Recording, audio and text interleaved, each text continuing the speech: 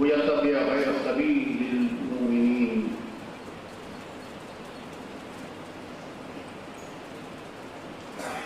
এবং তারা যারা অমুসলমান, ইসলামে যাদের কোনো হক নাই বা ইসলামকে যারা মেনে নিতে পারেনি, তাদের পথের দিকে যারা ধাবিত হয়েছে, তাদের পথকে যারা অনুসরণ করেছে, নুওয়াল্লিহি মা তাওয়াল্লা ওয়া নুসলিহি জাহান্নাম, আমি তাদেরকে আরো ঢিল দিয়ে, আমি তাদের আরো ঢিলা করে দিয়ে ওদেরকে সুযোগ করে দিলাম যে যখন তোমাদের সামনে হেদায়েতের পথ ও পথিক দুটোকেই তোমাদের কাছে যখন পাঠানো হয়েছিল, তোমরা তাকে সসম্মানে উচ্চস্বরে সবার সামনে তাকে তোমরা গ্রহণ করে নিয়েছিলে। গ্রহণ করার পরে তোমরা নিজ পথ, যেটি তার পথ না, নিজ পথের উপরে তোমরা নিজের ইচ্ছা মোতাবেক তোমরা একটা পথ বেছে নিয়ে তার উপরে তোমরা চলেছ। তখন আমি তোমাদেরকে যখন দেখলাম যে তোমরা তার পথকে ছেড়ে দিয়ে নিজের পথ বেছে নিয়েছ, তখন আমি তোমাদেরকে আরো ঢিল দিয়ে দিলাম যে যাও, যত দূর যেতে পারো যাও। তারপরে তো টান আছেই আমার হাতে, যখন টানতে আরম্ভ করবো তখন তো আর তুমি তার আগে যেতে পারবে না। তাহলে এখানে জানতে পারা গেল এই কথা যে যারা ইসলামের আদর্শ, ইসলামের রীতি নীতি, যা ইসলামের কাওয়ানিন যেগুলো, সেগুলোকে এই প্রফেসর হারুন রশিদ আসছে, ওদেরকে একটু জায়গা করে দাও সামনে দিকে আসার জন্য। যখন তাকে এক হয় যে তাকে মানা যায় না, যেমন অন্যান্য যারা আছে মানলাম না, আমার নিজের পথে চললাম, কিন্তু এটা ধোকার মধ্যে একটা সবচেয়ে বড় ধোকা এবং বেঈমানি। এছাড়া আর তো আমার কাছে কোনো সুন্দর সুন্দর গাল তো নাই যে বলবো। ধোকা বেঈমানি এর ওপর আর হয় না যে একজনকে মেনে নিলাম, কিন্তু তার পথ অনুসরণ করলাম না, পথ অনুসরণ করলাম নিজ ইচ্ছায়, নিজ চিন্তায়, নিজের একটা স্বরচিত একটা পথ বেছে নিয়ে তার উপরে চললাম, আর যাকে মেনে নিয়েছিলাম তাকে অগ্রাহ্য করলাম। তাই আল্লাহ তাআলা বলছেন যে যখন এইভাবে লোক যখন আমার রাসূলকে মেনে নিয়ে, আমার ধর্মকে মেনে নিয়ে, যখন তাকে মেনে নেওয়ার পরে অগ্রাহ্য হয়ে নিজ পথ বেছে নিয়ে যখন চলতে আরম্ভ করে, তখন তাকে আমি আরো ঢিল দিয়ে দিই, আরো বাল দিয়ে দিই, যত বাড়তে পারুক তারা বাড়ুক। তারপরে তো নুসলিহি জাহান্নাম, তার জন্য যে আমি নির্ধারিত একটা জায়গা করে রেখেছি, তখন তো তাকে সেই জায়গায় আমি দেবই। তার ঢিল দেবার পরে যখন তার পথ আগে যাবার পথ নাই, মানুষের চিন্তার, মানুষের বিবেকের, মানুষের জন্য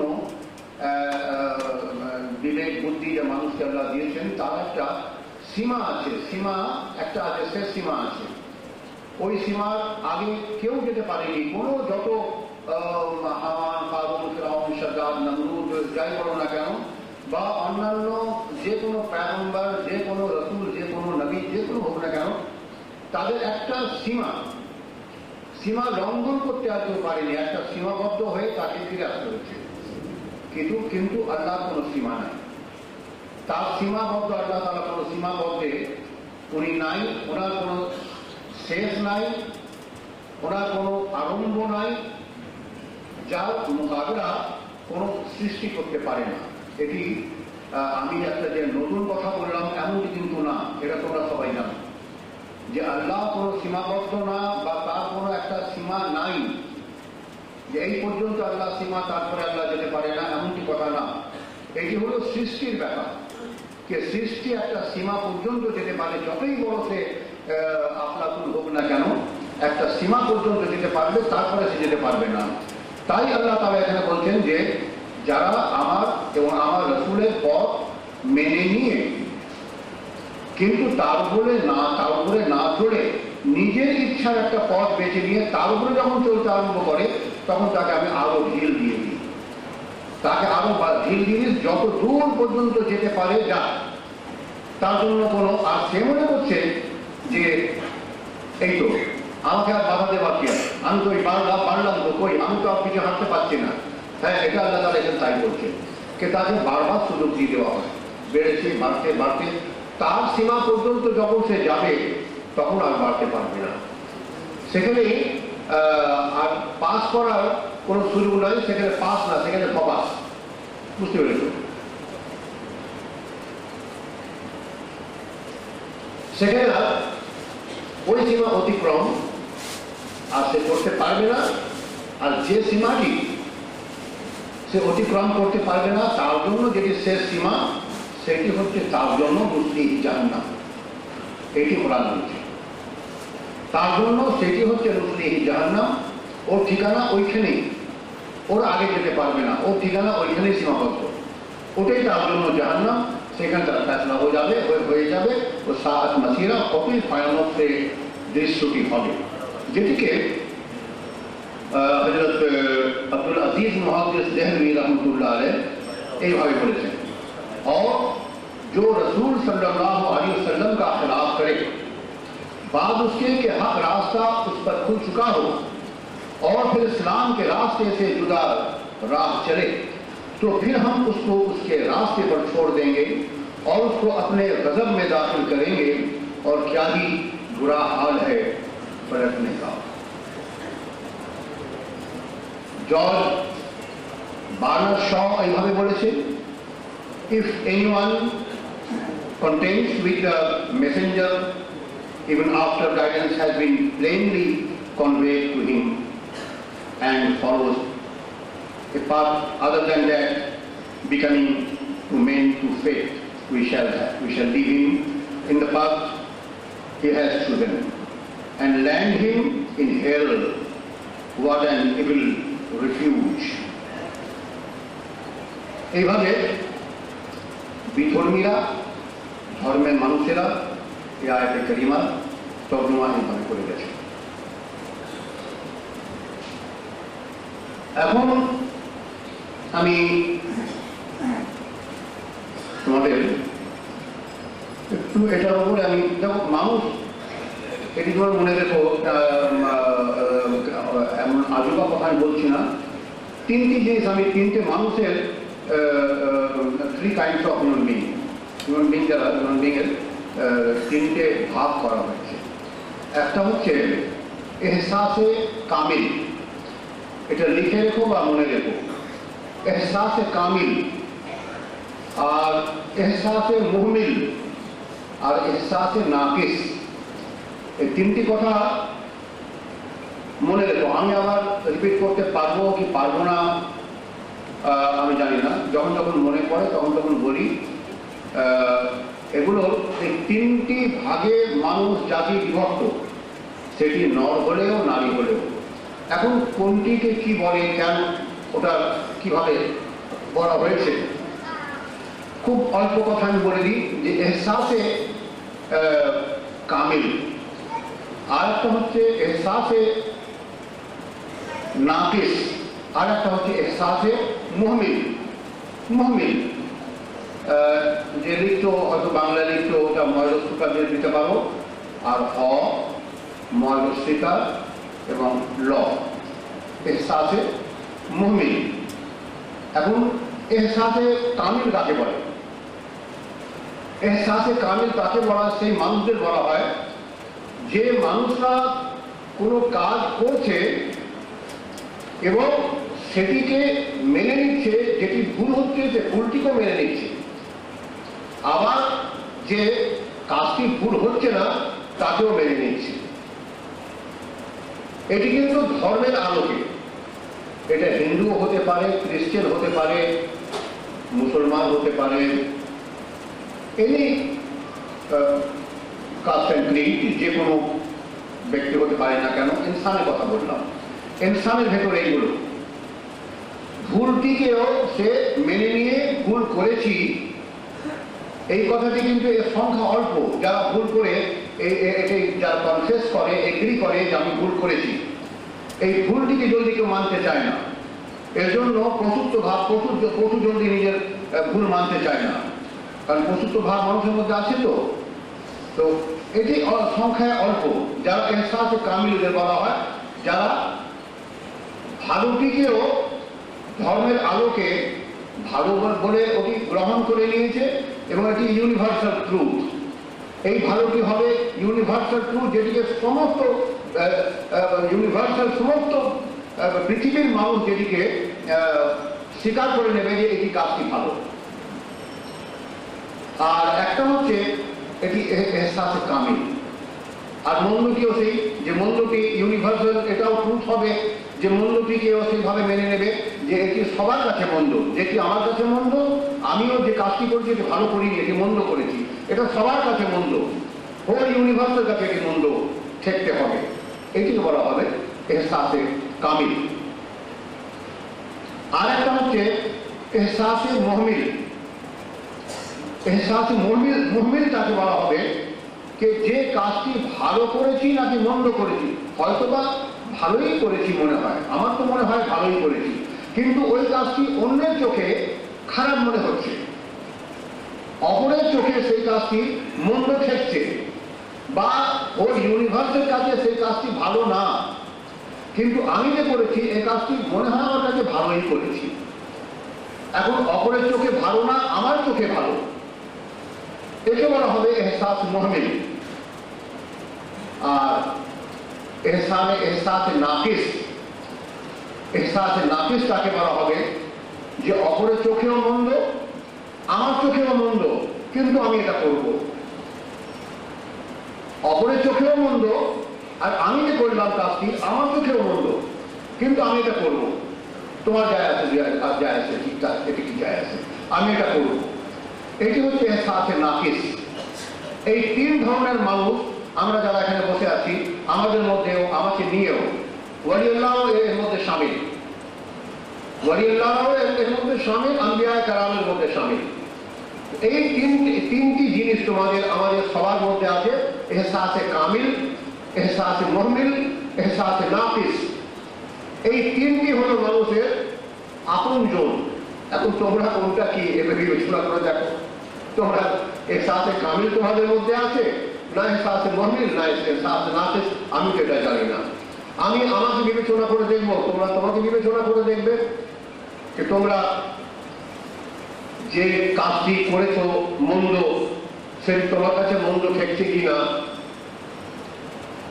যে কাজটি ভালো করেছ সে কাজটি অপরের চোখে এবং তোমার কাছে ভালো ঠেকছে কিনা, এবং যে কাজটি তোমার কাছে মন্দ ঠেকছে কিন্তু তুমি তাকে একবারে এড়ে বসে আছো যে আমি ঠিক করে যা করে ঠিক করেছি, আর তাতে তোমার কি আসে যায়, আমি ঠিকই করেছি, করবো, তাতে কি আছে।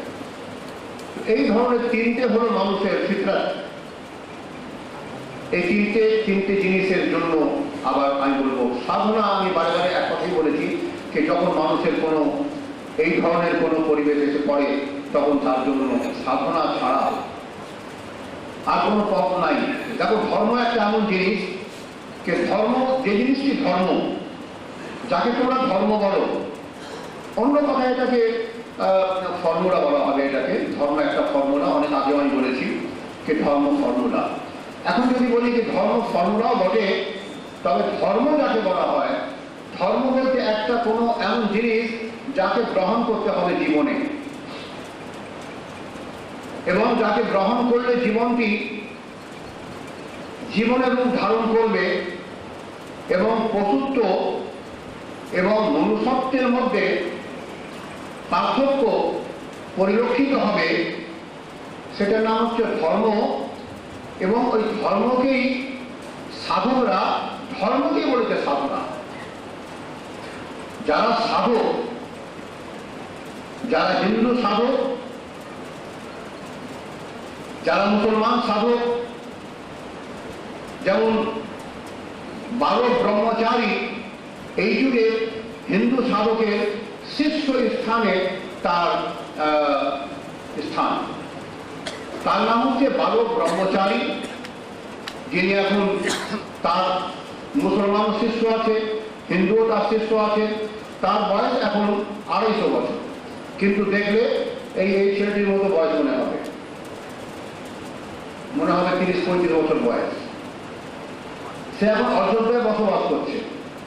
সে হিন্দু না মুসলমান আমি জানি না, তবে হিন্দু সম্প্রদায় তাকে বালক ব্রহ্মচারী বলে থাকে। তার কাছেও এই কথাই, তিনিও এই কথাই বলেছেন যে ধর্ম একটা ফর্মুলা, ধর্ম একটা তোমার কাছে একটা লাইটের মতো। তুমি যদি যত লাইটের কাছাকাছি যাবে, সেই আলোটি, সেই বাতিটির, সেই বাল্বের যত কাছাকাছি যাবে, তোমার শরীর ততই আলোকিত হবে। সেই বাল্বের কাছ থেকে যত দূরত্ব তোমার থাকবে, তোমার গায়ে আলো কম লাগবে। যত কাছে যাবে, তোমার গায়ে আলো বেশি লাগবে। ধর্ম হচ্ছে সে একটা আলোর মতো, একটা জ্যোতির মতো, একটা বাল্বের মতো। যত কাছে যাবে অত আলোকিত হবে, যত দূরে যাবে অত অন্ধকারে আচ্ছন্ন হবে। এখন ওই আলোটিকে বালক ব্রহ্মচারী সে নিজের ভাষায় বলেছে, সেই আলোটি হচ্ছে সাধনা।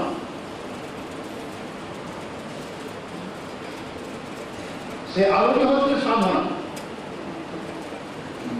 এই সাধনার যত কাছাকাছি যাবে, জীবনের ভুল ত্রুটি বা ভালো দিকগুলো প্রতিফলিত হবে, ফুটে উঠবে তোমার সামনে।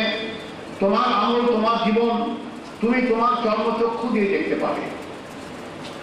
আর সেই আলোকে, সেই ধর্মের যত তোমরা দূরে যাবে, ততই তোমাদের কাছে অন্ধকারে আসন্ন হয়ে, অন্ধকারে তুমি যদি একটা, তোমার সামনে যদি গোবরও থেকে থাকে, তুমি হয়তো ওটাকে মাটি বা হালুয়া মনে করে ওকে হাত দেবে, কারণ তুমি দেখতে পাচ্ছ না।